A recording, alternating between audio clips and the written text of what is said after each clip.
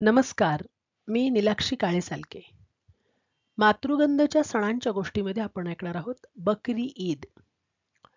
बकरी ईदला ईद उल जुहा असेही म्हणतात. मुसलमान कालगणनेतील जिलहिज्ज या 12व्या महिन्याच्या 10व्या दिवशी बकरी ईद असते. हा आनंदाचा सण मानला जातो. फार फार वर्षांपूर्वी अल्लाने इब्राहिम नावाच्या आपल्या भक्ताला आदेश दिला की त्याने आपल्या सगळ्यात आवडत्या वस्तूचा बळी द्यावा.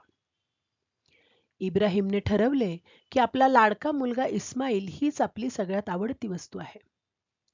इब्राहिमने इस्माईलला बळी देण्याची तयारी केली. आपले डोळे बांधले आणि त्याच्यावर तलवारीचा वार केला. पण डोळे उघडल्यावर त्याला असे दिसले की बळी एका मेंढ्यांचा गेला आहे आणि इस्माईल सुखरूप आहे. अल्लाने भक्ताची परीक्षा घेतली होती व भक्त परीक्षेत यशस्वी झाला होता.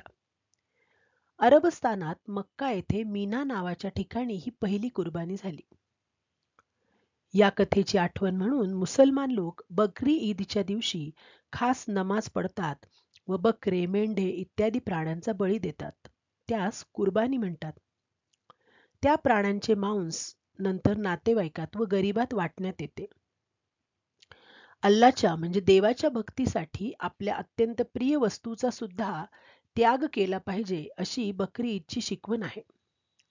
रमजान ईद व बकरी ईद या व्यतिरिक्त पैगंबर महम्मद यांचा जन्मदिन रब्बी उल अव्वल या 3ऱ्या महिन्यातला 12वा दिवस हा ईद ए मिलाद म्हणून पाळला जातो. या दिवशी मशिदींमध्ये खास नमाज पढला जातो. प्रेषिताच्या जीवनाबद्दल भाषणे दिली जातात. घरे, दुकाने व मशिदी सजवल्या जातात व मिरवणुका काढल्या जातात. काही लोक उपवासही करतात. भारतात मुस्लिम भाविक पैगंबराच्या आत्म्याला शांती मिळावी म्हणून फतिहा पढतात. धन्यवाद.